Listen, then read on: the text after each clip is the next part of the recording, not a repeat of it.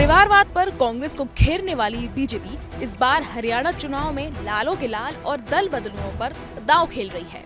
BJP ने हरियाणा विधानसभा चुनाव के लिए 67 उम्मीदवारों की लिस्ट जारी की है।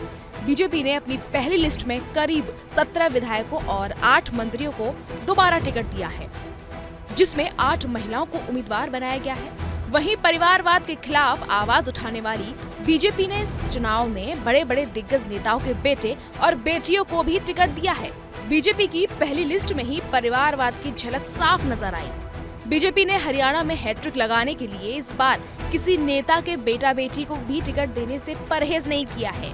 पूर्व सीएम रहे राव बीरेंद्र सिंह की पोती और केंद्रीय मंत्री राव इंद्रजीत सिंह की बेटी आरती राव को अटेली विधानसभा सीट से प्रत्याशी बनाया है। हाल ही कांग्रेस छोड़कर बीजेपी में आने वाली किरण चौधरी को भी पार्टी ने पहले राज्यसभा भेजा और अब उनकी बेटी श्रुति चौधरी को तोशाम सीट से उम्मीदवार बनाया है। श्रुति चौधरी हरियाणा के पूर्व सीएम बंसीलाल की पोती हैं। किरण चौधरी हरियाणा के पूर्व मुख्यमंत्री बंसीलाल की बहू है और उनकी बेटी श्रुति चौधरी कांग्रेस की हरियाणा इकाई की कार्यकारी अध्यक्ष रह चुकी हैं। बीजेपी ने जीत की संभावना को देखते हुए जिन नेताओं के पुत्र पुत्री को टिकट दिया है, उनमें सबसे पहला नाम श्रुति चौधरी का है। बड़ी बात यह है कि वो कांग्रेस छोड़कर बीजेपी में शामिल हुई है। श्रुति चौधरी कांग्रेस की दिग्गज नेता रही और बीजेपी सांसद किरण चौधरी की बेटी हैं।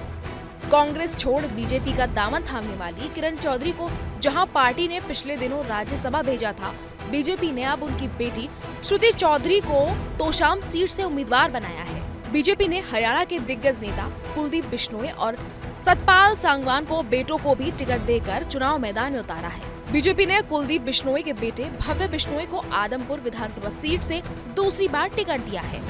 वहीं पूर्व मंत्री सतपाल सांगवान के बेटे सुनील सांगवान को बीजेपी ने चरखी दादरी से मैदान में उतारा है। सुनील सांगवान ने 3 दिन पहले ही जेल सुपरिंटेंडेंट की नौकरी छोड़कर बीजेपी ज्वाइन की है। हरियाणा चुनाव में बीजेपी ने दल बदल कर आए नेताओं पर टिकट देकर बड़ा सियासी दांव चला है, क्योंकि इन सभी नेताओं का अपने अपने क्षेत्र में कद है। बीजेपी ने अपनी लिस्ट में हरियाणा के 3 पूर्व मुख्यमंत्री भजनलाल, पूर्व राव बीरेंद्र सिंह और चौधरी बंसीलाल की विरासत को साधने की कोशिश की है।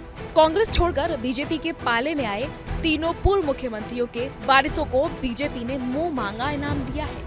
इसके पीछे बीजेपी जहां 3 सीटों पर विजय देख रही है, तो प्रदेश भर के इनके समर्थकों को भी अपने पाले में लाने की उम्मीद कर रही है।